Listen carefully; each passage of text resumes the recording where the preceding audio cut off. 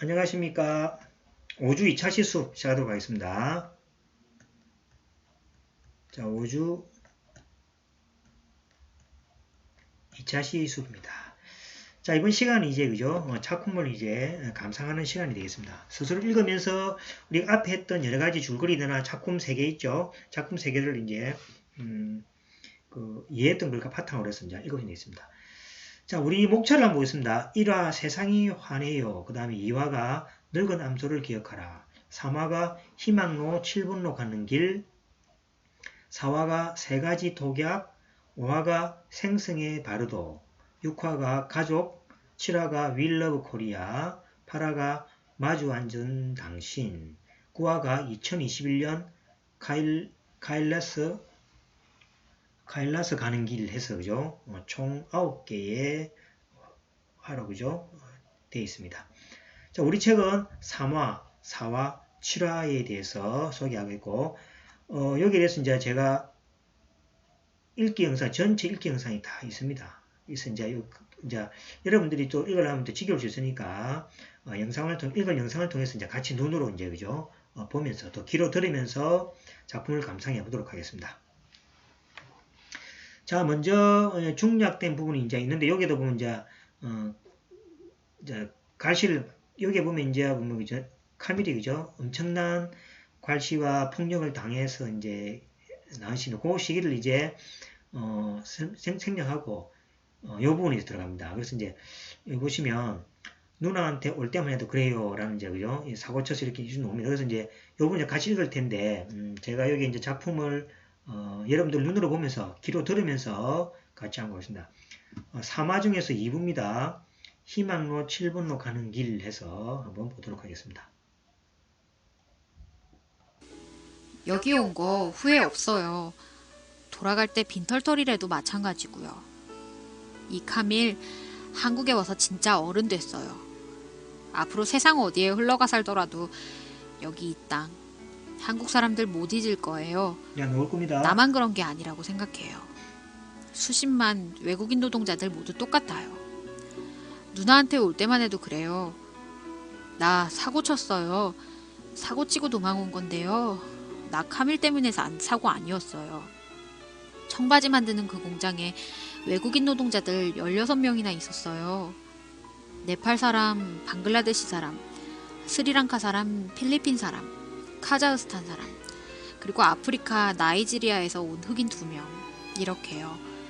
영업부장님 차 몰고 들어오는데 나이지리아에서 온 마리오가 청바지 박스 메고 오다가 차 갑자기 들이닥치니까 당황해서 넘어졌던가 봐요. 영업부장님 특히 마리오 미워해요. 아니, 얼굴 검은 사람 미워해요. 흑인 제일 미워하고 아시아 사람도 얼굴 검은 순서대로 미워하는 사람이에요. 이유는 없어요. 검둥이만 보면 무조건 패고 싶다고 영업부장님 직접 말하는 거 들은 일도 있어요. 다른 사람한테 들은 이야기인데요. 영업부장님 군대에서 미군 장교 돕는, 그래요, 카츄사 그거였었대요. 흑인 장교 밑에 있어서 그 흑인 장교한테 복수할 거라고 한국 직원이 말해주었어요. 너 이 새끼 일부러 넘어졌지? 영업부장님 소리치는 소리 들렸어요. 내가 고개 내밀고 봤을 땐 마리오 벌써 무릎 꿇고 있었는데요. 다짜고짜 발길이 마리오 배로 날아가는 것이었어요. 이 검둥이 새끼 내 차인 줄 알고 그랬지? 영업부장님 엎부러진 마리오 머리통 구두발로 지기지겼어요. 자기를 욕보이려고 일부러 넘어졌다 그건데 마리오는 그럴 생각조차 할 수 없이 바보같이 착한 애였다고요.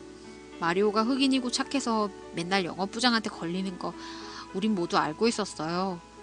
밖에서 기분 나쁜 일이 있었는지 영업부장님 화는 그러고도 멈추질 않았어요. 아주 죽여버려야지 이 깜둥이 새끼. 영업부장님 근처에는 끊어진 철봉대 들고 왔어요. 무릎 꿇고 있던 마리오는 철봉대 주워드는 영업부장님 보고 납작 엎드렸어요. 우리들은 일손을 놓고 있었죠.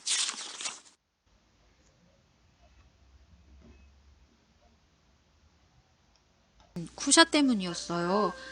쿠샤는 스리랑카 청년이었는데 한국에 온 지 얼마 안 돼서 한국 실정 아직 잘 몰랐죠. 키가 크고 체격이 좋아 힘은 셌으나 순한 친구였어요. 영업부장이 철봉대로 무릎 꿇고 앉은 마리오를 후려치려는 순간 근처에 서 있던 쿠샤가 달려들어 영업부장을 뒤에서 껴안았어요. 그저 마리오를 때리지 못하게 하려던 것뿐이었죠. 그렇지만 거구의 쿠샤가 뒤에서 자기를 껴안자 영업부장 자신을 치려는 줄 알고 겁을 먹었던가 봐요. 이 새끼가 사람 친다! 영업부장은 벌둥거리며 소리쳤어요. 아이고 나 죽네 이 새끼! 이 새끼들 사람 죽는다! 못들해! 한국 직원들 다 나와! 한국 사람 직원들 다 달려왔어요. 영업부장은 한국 직원들도 다 무서워했거든요. 사장님 처남이래요. 한국 직원들이 수십 명 달려나와 마리오 쿠샤는 물론 우리들 외국인 노동자들 마구 패기 시작했어요. 순식간에 패싸움이 된 거죠. 아니 패싸움이라기보단 일방적으로 집단적으로 구타 시작된 거예요. 난 공포감 느꼈어요. 그대로 왔다간 우리 중 누구 한 사람 죽을 것 같더라고요. 난 그때 작업 중이었으니까 당연히 샌드기 들고 있었어요. 청바지에 모래를 강하게 날려보내 청바지 색깔 바래게 만드는 기계예요. 샌드기로 날리는 모래에 사람이 맞으면요. 모래가 살 속으로 파고들어요. 뼛속까지 모래 박힐 만큼 강력하죠. 난 무서워서 샌드기를 휘둘렀어요. 내 옆에서 같이 작업하던 필리핀 사람도 그랬고요. 그렇다고 사람을 향해서 똑바로 샌드기를 쏘진 못했어요.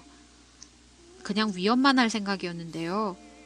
그래도 그 중에 어떤 사람들은 팔다리 모래를 맞고 막 비명을 지르기도 했어요. 누나 처음 만나던 날 내 팔이 상처도 옆에 있던 동료의 샌드기 모래를 빗맞아 그렇게 된 거예요. 일이 커지고 만 거죠.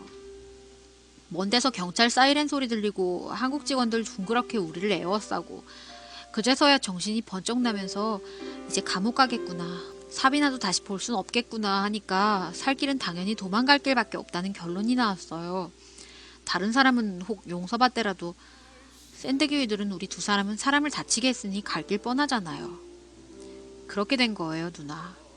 샌드기로 사람들 위협하다가 죽어라 도망쳐 나와 근처 숲으로 들어갔어요.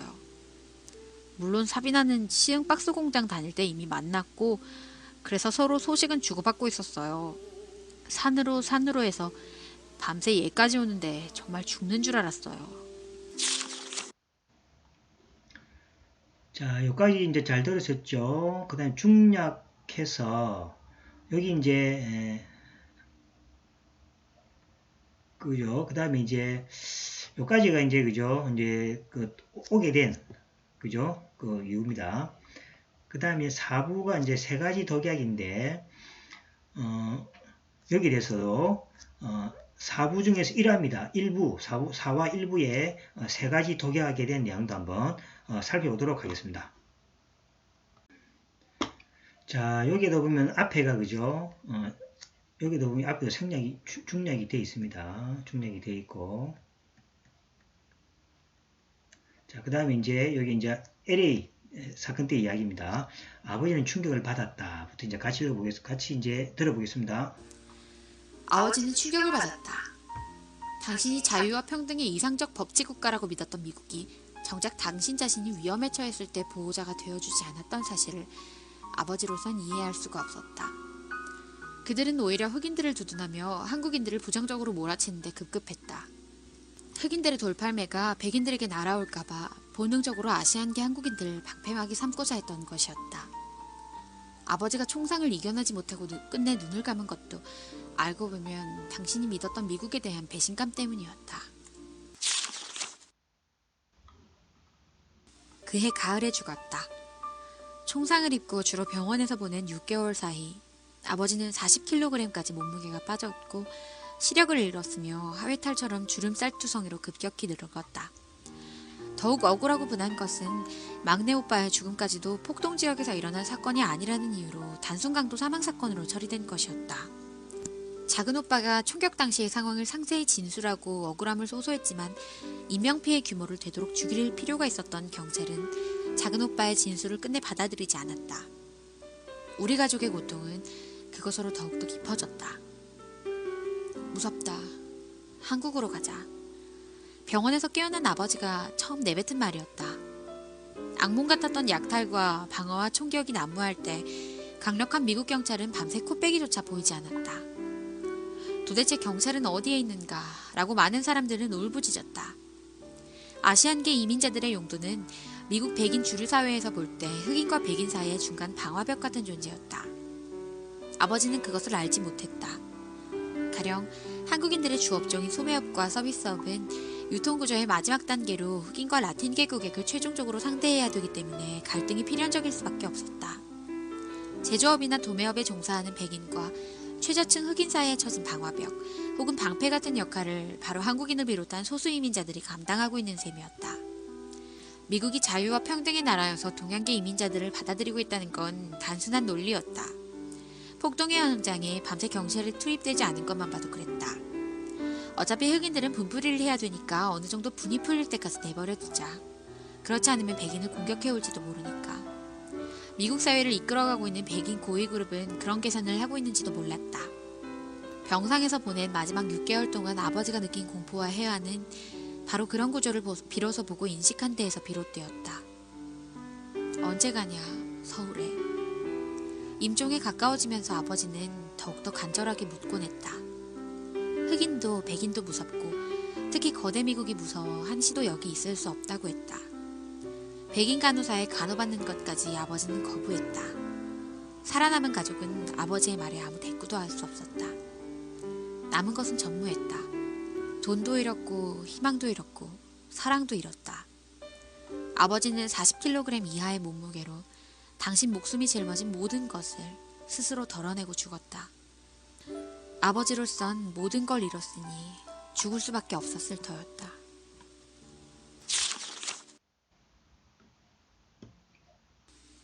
그렇다고 우리 잘못이 없었다는 건 아니야.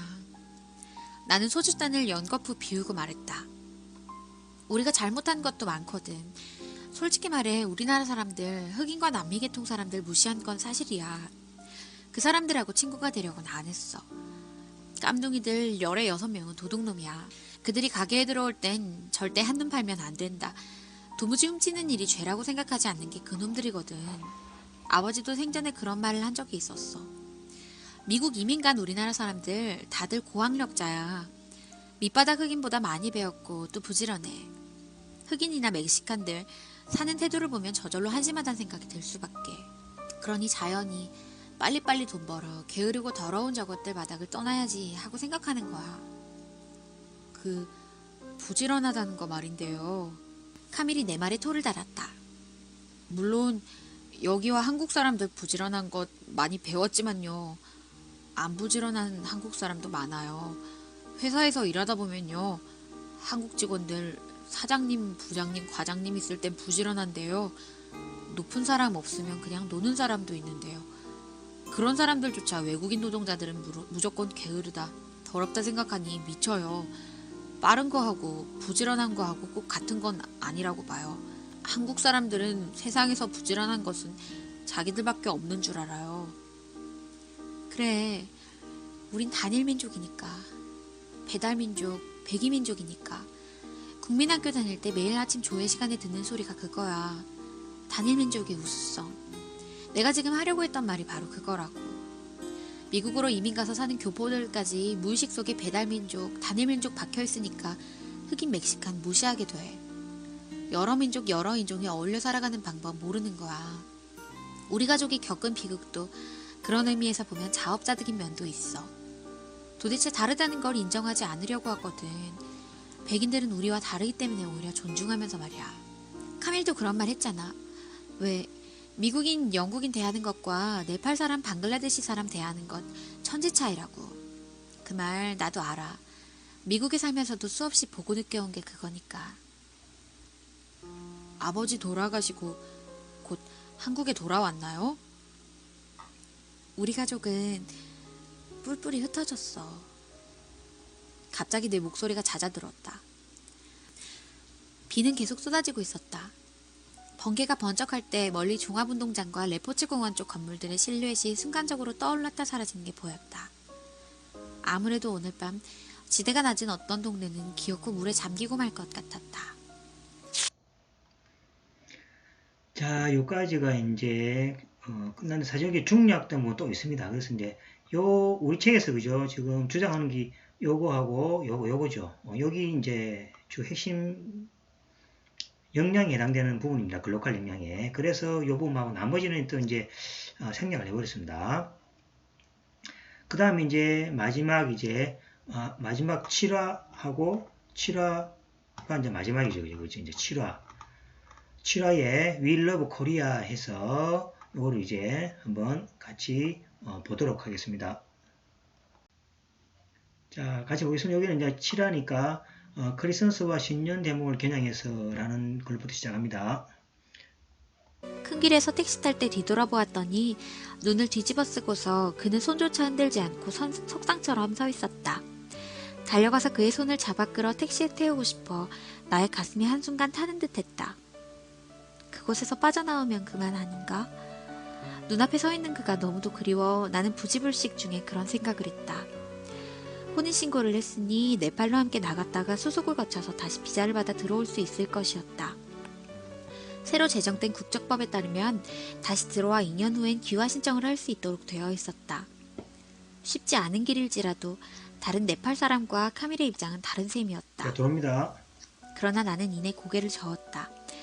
카밀의 심정을 낱낱이 이해하고 있으면서 그에게 함께 집으로 돌아가자고 손을 내밀 수는 없었다. 택시가 이내 떠났고 붙박힌 듯 서 있는 카밀의 모습이 곧 덕수궁 돌담에 의해 지워졌다. 12월이 그렇게 왔다. 크리스마스와 신년 대목을 겨냥하고 성급한 상인들은 가게마다 네온 불빛을 장식하거나 크리스마스 트리를 만들어 내놓았다. 날씨가 급격히 추워졌는데도 거리는 여전히 사람들이 넘쳐 흘렸고 자동차는 물밀듯 흘러갔다. 나 또한 어쨌든 돈을 벌어야 했으므로 미러와 함께 쇼윈도에 놓을 크리스마스 트리를 색종이와 종과 별과 산타 할아버지로 장식했다. 옆 가게에선 벌써부터 하루 종일 크리스마스 캐럴송을 틀어놓고 있었다. 오빠가 주문한 물건을 직접 가져왔다. 크리스마스와 신년 대목이 잘 나갈 만한 선물용 셔츠와 바지, 그리고 특별히 구해온 선물용 지갑 세트와 혁대 등이었다. 오빠는 물건들을 들여놓고 나서 다시 차로 가더니 곧 눈처럼 하얀 색상의 앙증맞은 파커형 오버를 하나 들고 왔다. 칼라에 밍크가 덧대진 아주 고급스러운 어린이용 오버였다. 에린이 입히라고 구해왔다. 오빠도 참, 에린이 너무 어려서 이런 거 못 입어요. 뒀다가 내년에 입히면 되지 뭐.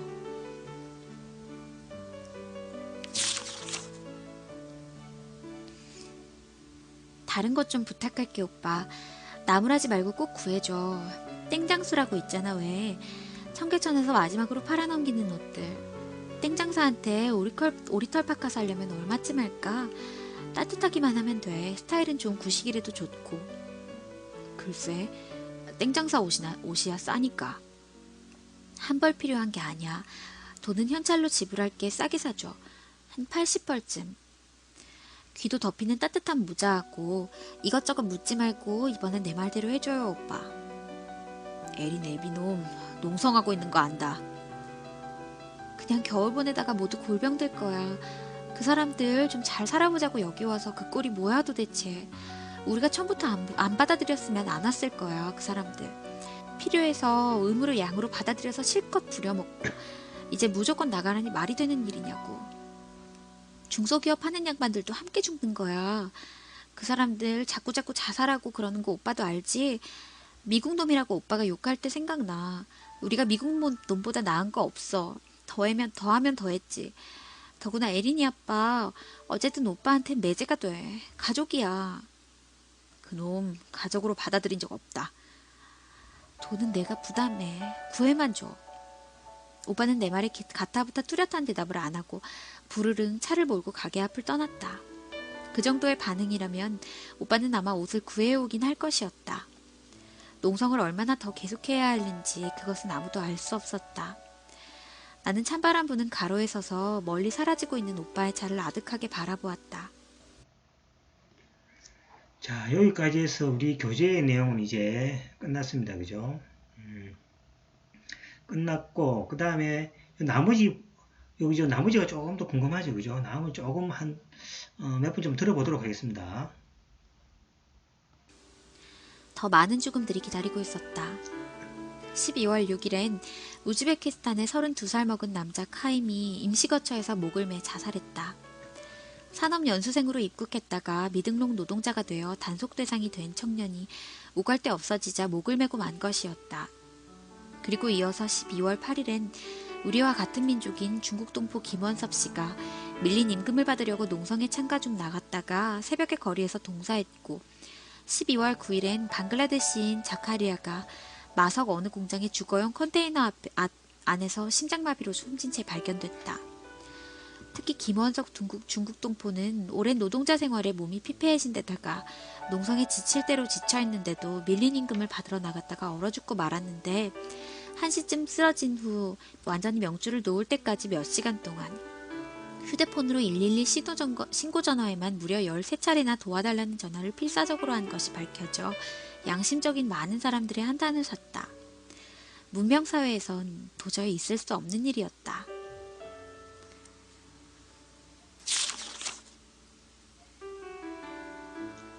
그가 쓰러져 있는 걸 발견한 한 시민이 파출소에 신고했을 뿐 아니라 그전에도 힘이 없어 걸을 수가 없다는 그의 호소에 112 신고 전화를 접수한 경찰관은 택시를 타라고만 말했다고 했다. 그의 주검이 발견된 곳에서 종로경찰서 해화동 지구대는 불과 20여 미터 떨어져 있었다는 신문기사를 보고 나는 참을 수 없어 혼자 비명을 질렀다. 네팔로 갈 거야. 나는 무의식적으로 중얼거렸다. 내 조국에 대해 끔찍할 정도의 모멸감을 나는 느꼈다. 카미를 귀화시켜 이곳에서 살 일이 아니라 에린과 함께 네팔로 가서 네팔 사람으로 살고 싶었다. 얼음보다 더 차가운 이곳에서 어떻게 사랑하는 에린을 키울 수 있단 말인가. 더구나 세계 인권의 날을 코앞에 둔 날이었다. 사람들은 여전히 크리스마스 캐럴에 팔려서 시청 앞 한 귀퉁이에 모여선 채 추위에 떨며 강제 추방 저지를 외치는 초라한 외국인 노동자들의 목소리를 전혀 듣고 있지 않았다. 동포의 나라로 와서 얼어 죽고만 김원섭 씨는 부인과 두 아이를 흑룡강성에 남긴 채 떠난 45살의 한민족 중년 남자였다. 그날 농성장에서 열린 추모회에서 카밀이 직접 쓰고 읽었다는 추모글의 마지막은 이렇게 되어 있었다. 카밀은 울지 않으려고 입을 여러 차례 악물며 그 부분을 읽었다고 했다. 내일은 바로 세계 인권의 날입니다. 인권의 날을 하루 앞둔 오늘 눈물을 삼키며 고 김원섭 씨의 죽음을 애도합니다. 더욱 힘차게 싸울 것 맹세합니다. 지하철에 뛰어내려 죽지 않겠습니다. 공장 화장실에서 목을 매달지도 않겠습니다. 차가운 겨울밤 길거리에서 기력이 다해 쓰러지지도 않겠습니다. 살아남기 위해 싸우겠습니다. 아니, 죽지 않기 위해 싸우겠습니다. 다르카의 죽음으로부터 불과 한 달 사이 추모재단에 세워진 영정은 7사람이나 되었다. 크리스마스 트리에 둘러쳐진 형형색색의 아름다운 불빛을 나는 나도 모르게 비명을 내지르면서 노려보았다. 크리스마스 대목이나 보자고 가게를 지키고 앉아있는 내 자신부터 용서할 수가 없었다. 밝은 표정으로 들어서는 단골 손님들에게도 터무니없이 증오감이 들었고 거리를 활보하는 사람들조차 가증스럽게 느껴졌다. 가게를 닫게 되더라도 할 수 없어. 나는 생각했다. 그냥 이대로 있을 수는 없었다.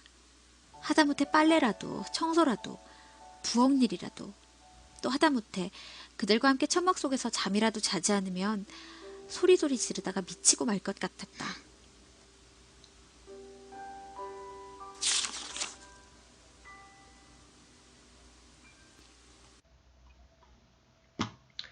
자, 거기까지 보면 이제 사실은 이제 분신 자살하기 전에 이제 그 순간들이죠. 그래서 여기 이제 요 상황이 지금 이제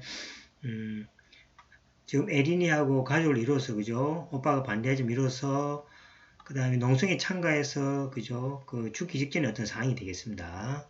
그 이후 이제 앞에 우리 저글을 통해서 그죠? 알고 있듯이 그 내용이 전개되는 겁니다. 그럼 맨 마지막에 이제 2011년도에 이제 에린이 그죠? 네팔로 찾아가서 이제 그 가족들을 또 만나는 그런 상황으로 전개가 되겠습니다.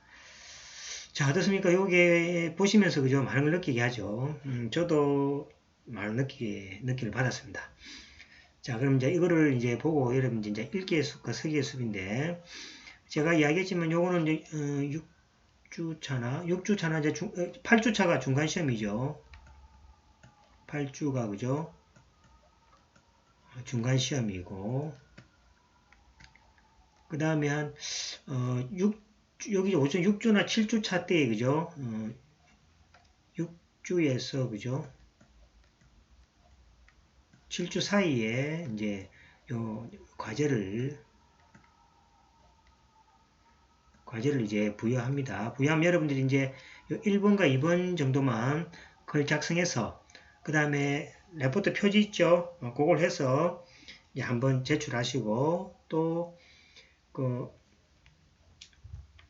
뭡니까 2학기 때에 또 이제 영화 감상하고 또 이제 책 읽는 이런 걸로 해서 제출하겠습니다. 그죠?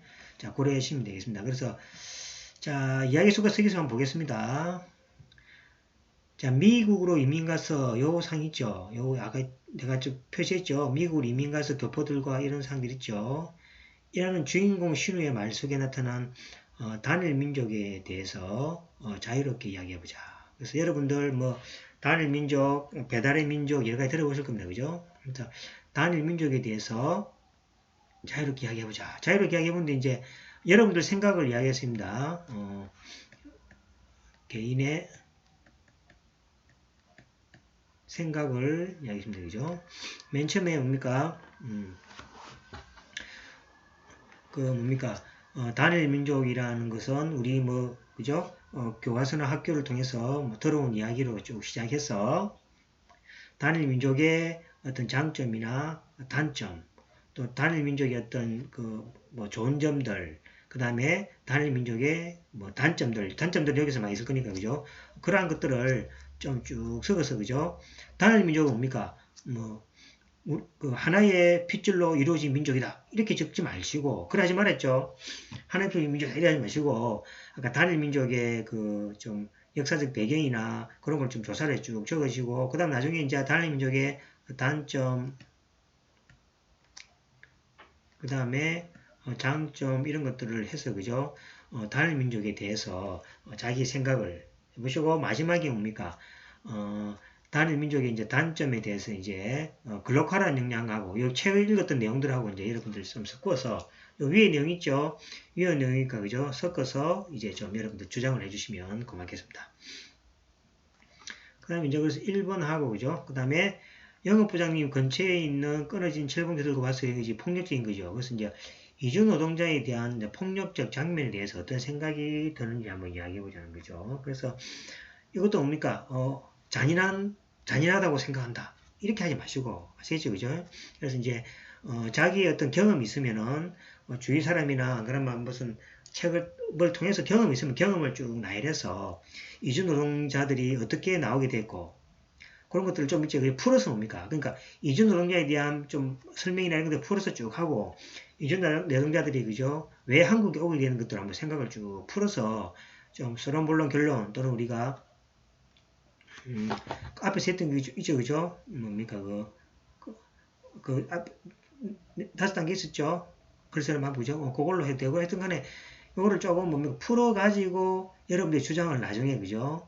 풍경 장면에 대해서, 이제, 뭐, 자기 가족이 예를 들어서 뭐, 외국에 나가서, 또는 여행을 나가서, 그죠? 또는 요즘 여러분들 인턴 해가지고 해외 인턴 많이 한다 아닙니까? 그게 나갔을 때에 뭡니까? 이런 차별적 대우를 받았을 때는 어떻게 들겠냐 그런 걸로 이제 쭉 전개해 나가서 이제 하지 말아야 되겠다라는 걸로 이렇게 결론 지으시면 좋겠습니다. 자, 그래서 이제 이번 정도까지만 하시고 뭐 그죠? 요 정도까지 하면 되겠지. 이번 정도까지 하면 되겠습니다. 나머지는 뭡니까? 뭐 이제 글쓰기니까 앞에 쭉 들을 다 이렇게 해보시면은 되겠죠. 근데 이제 글을 쓸 때 한 개라도 뭡니까? 자기 생각을 닮아서 이렇게 좀 길게 쭉 적어주는 게 필요합니다. 많이 한다고 좋은 건 아닙니다. 그죠? 예, 그래서 이제 여기까지 해가지고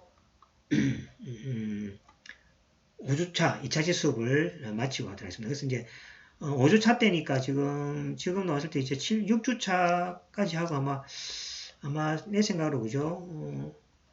7주차에 뭡니까?